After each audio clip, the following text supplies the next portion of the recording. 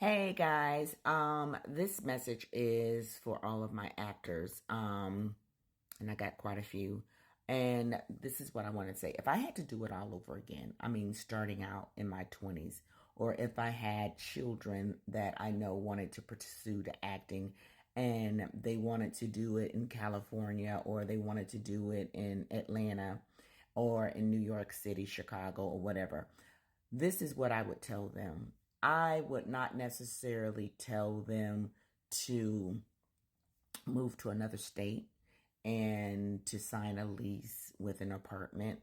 I would basically try to tell them to get a room. Okay. Matter of fact, you can have, I'm talking about my actors guru, the people who actually go from New York to California, California to New York, or California to Atlanta. I would, if I had to do it all over again, I would actually get a room. I would get a room in both states. If you go in Georgia, you'll find on Pad Split, you'll find apartments that's going from 400 to 600 to maybe the tops is $700 a month. Okay. You can have a room there, and basically in California, you can have a room instead of sharing, doing all of this roommates and really being worried about bills and expenses. Get yourself a room where utilities is included. In California, you basically can get a room here for basically 700, 800, maybe 900 tops, and with all utilities paid for. You can get a room in California. I'm telling you, instead of paying $2,000 and $3,000 for an apartment, or even splitting an apartment with a roommate, get yourself a room. I'm talking about people who's actually doing acting 24/7.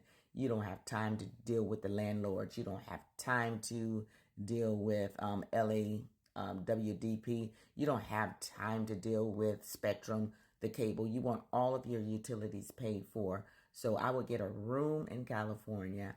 I would probably have a room in Atlanta where both bills is totaling less than $1,200 a month.